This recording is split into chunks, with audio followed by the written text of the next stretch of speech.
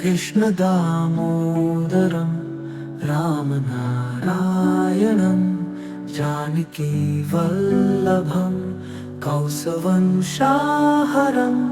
पुण्यमोक्षप्रदं श्रीधरं माधवं गोपिकावल्लभम् जानकीनायकं रामचन्द्रं भजे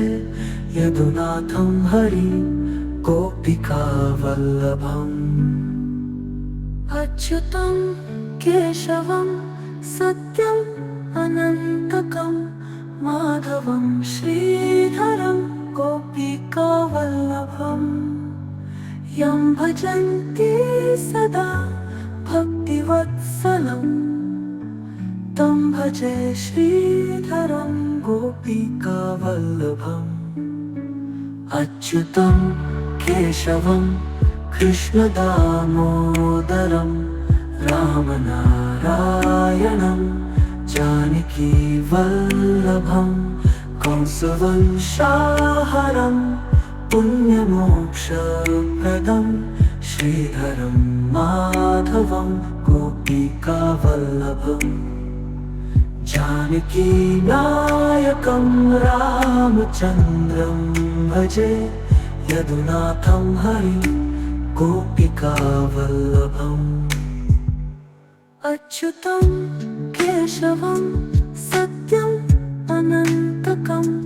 माधवं श्रीधरं गोपिकावल्लभम् यं भजन्ति सदा भक्तिवत्सलं तं भजे श्रीधरं गोपिकावल्लभम् अच्युतं केशवं कृष्णदामोदरं रामनारायणं जानकीवल्लभं कंसवंशाहरं पुण्यमोक्षप्रदं श्रीधरं माधवं गोपिकावल्लभम् जानकीनायकं रामचन्द्रं भजे यदुनाथं हरि गोपिकावल्लभम् अच्युतं केशवं सत्यम् अनन्तकं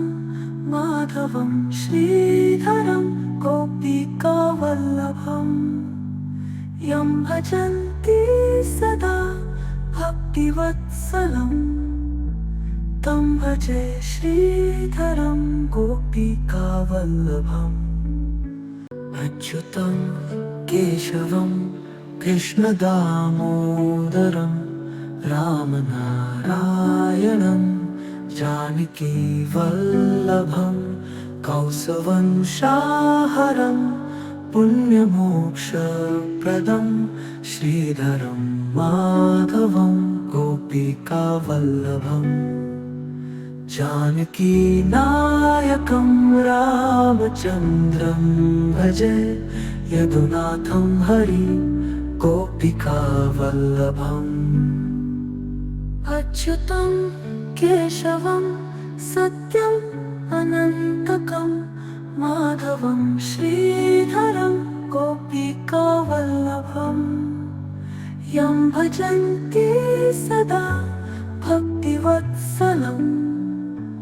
तं भजे श्रीधरं गोपिकावल्लभम् अच्युतं केशवं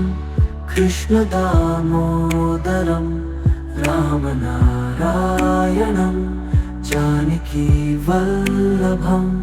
कंसवंशाहरं पुण्यमोक्षप्रदं श्रीधरं माधवं गोपिकावल्लभम् जानकीनायकं रामचन्द्रं भजे यदुनाथं हरि गोपिकावल्लभम्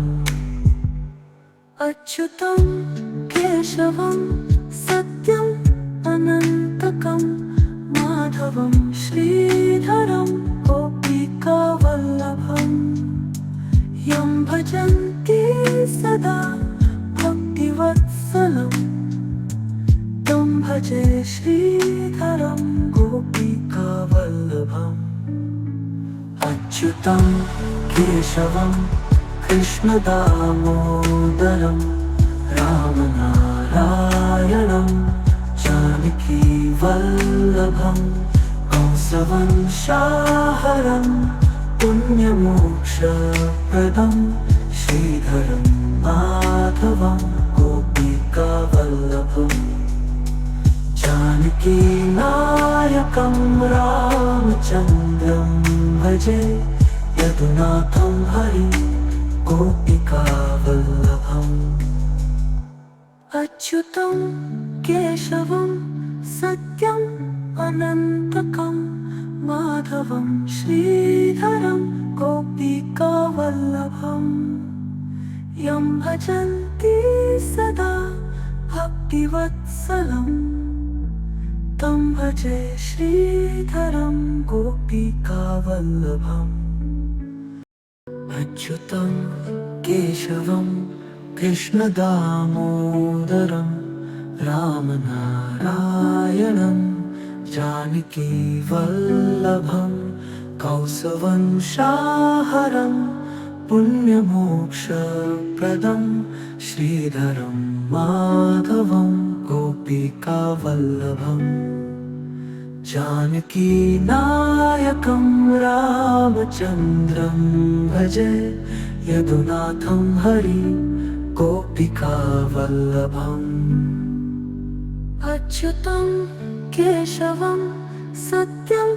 अनन्तकं माधवं श्रीधरं गोपिकावल्लभम् यं भजन्ति सदा भक्तिवत्सलं तं भजे श्रीधरं गोपिकावल्लभम् अच्युतं केशवं कृष्णदामोदरं रामनारायणं जानकीवल्लभं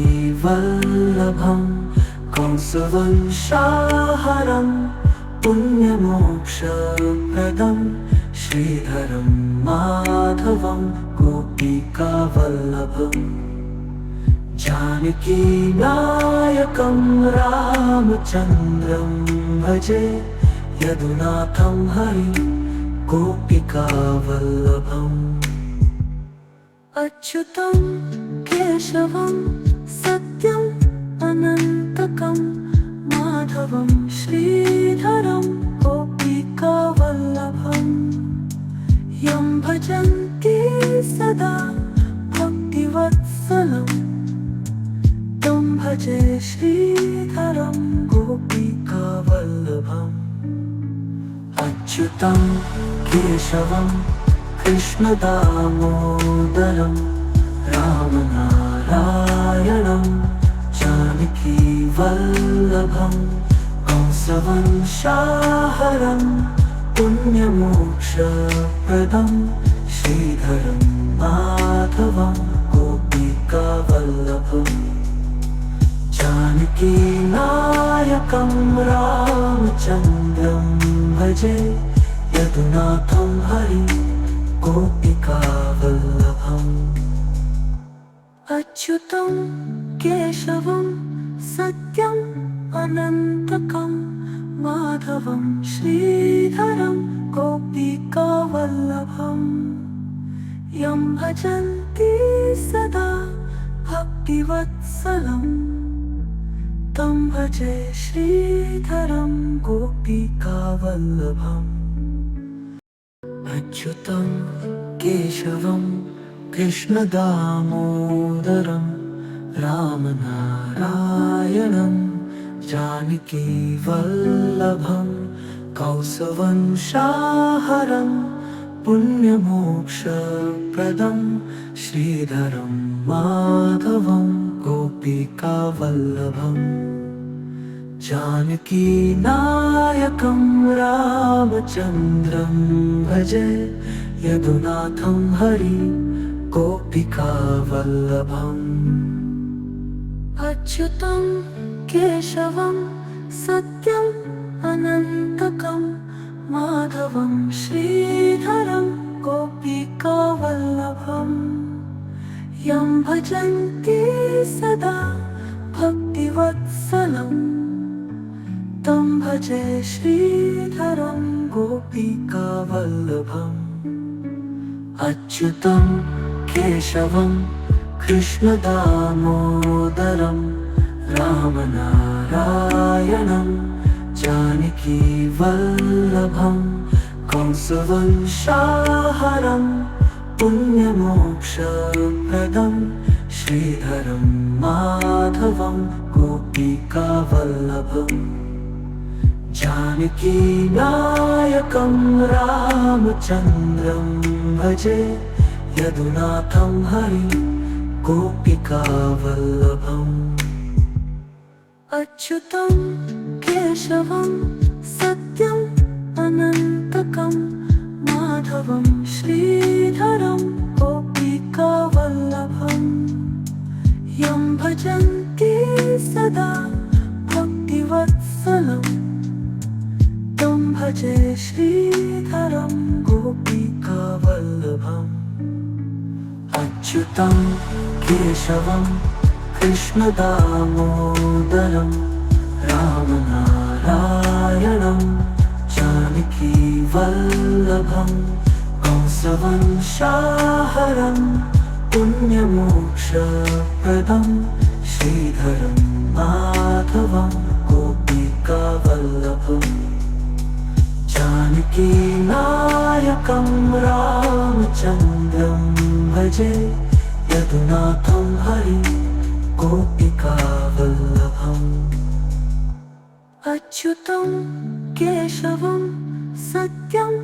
अनन्तकं माधवं श्रीधरं गोपिकावल्लभम्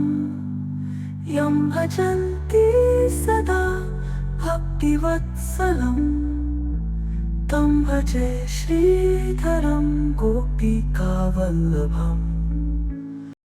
अच्युतं केशवं कृष्णदामोदरं रामनारायणं जानकीवल्लभं कौसवंशाहरं